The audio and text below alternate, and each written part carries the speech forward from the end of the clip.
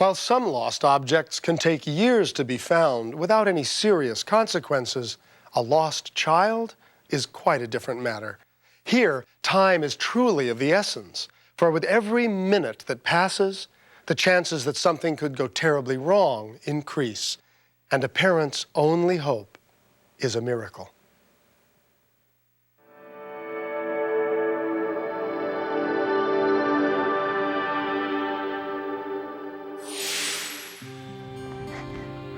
The morning of December 11th, 1996 began like any other for Tina Key and her 5-year-old daughter, Brittany.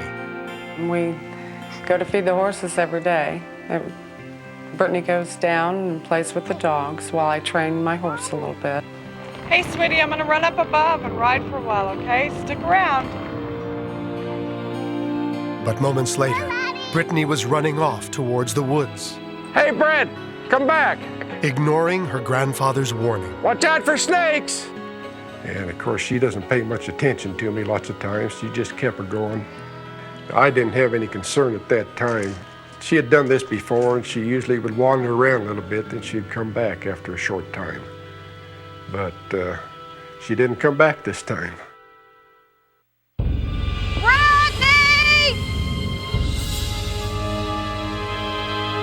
Brett! We searched the ranch. Brittany! We walked around for probably 30, 45 minutes looking and couldn't find her anywhere. Dad, what if she's fallen in the creek? We've got to go call the police. The Bexar County Sheriff's Department and the Heidi Search Center for Missing Children responded to the call. Lieutenant Bill White was one of the officers in charge of the search efforts. Hi, all the family. I'm Lieutenant White.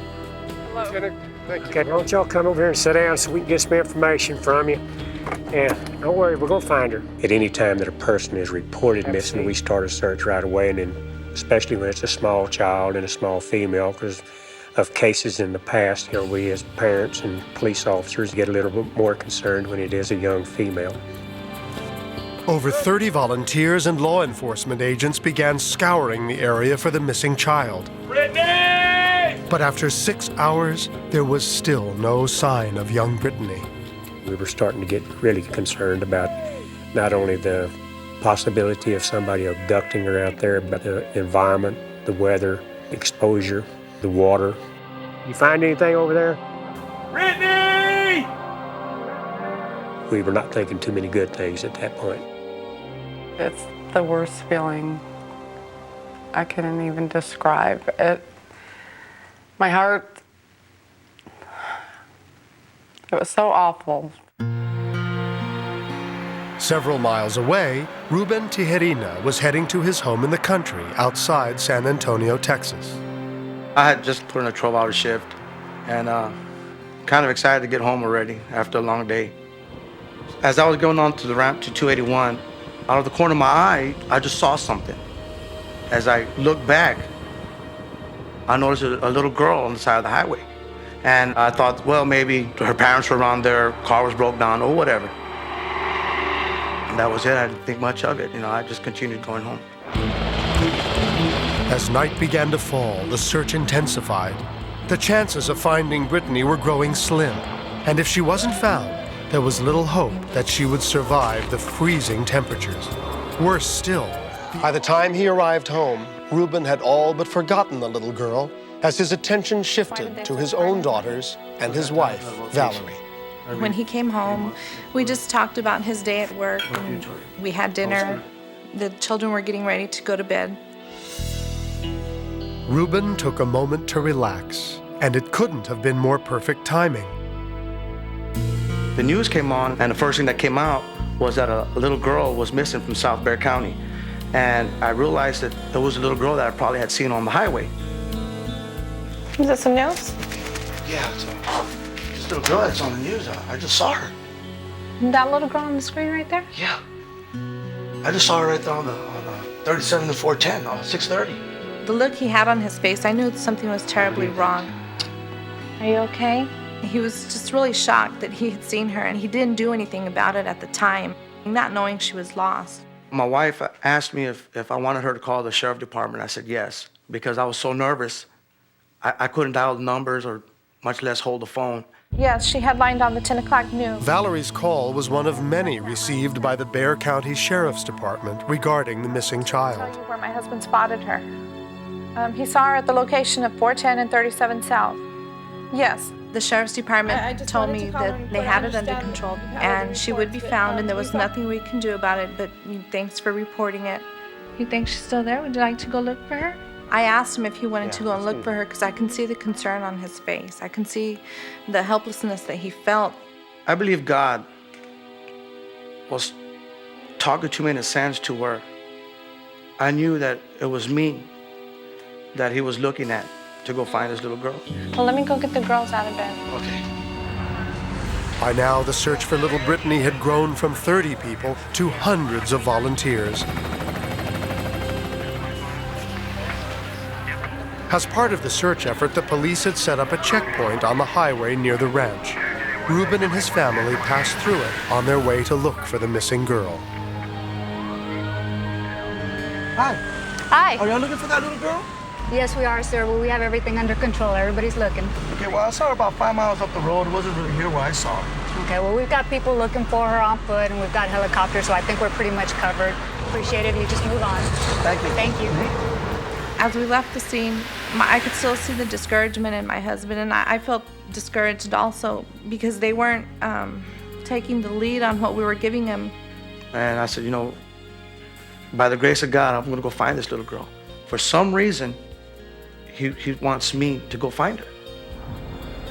So we went back to where I had seen her earlier that evening. We were nervous. We were scared for the little girl because she wasn't there when I had seen her last. I said, she's moved on. See that? No. We could have easily given up, but I guess by the grace of God, he said, look under the bridge. Why don't you shine the light under the bridge? Is that her? My God, I don't know.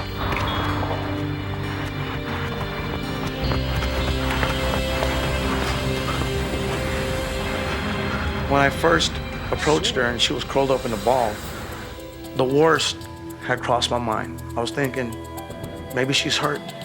Maybe somebody hurt her. And I looked around, maybe somebody was still there. But she opened her eyes and she looked at me and she told me hi. You okay? Come on, come with me.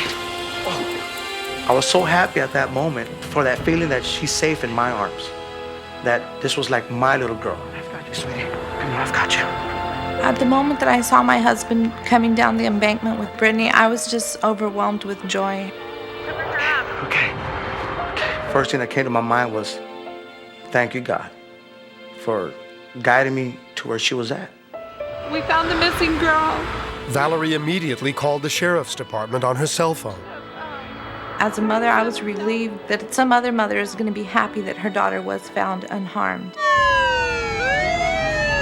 Within minutes, the police arrived at the scene with Brittany's parents.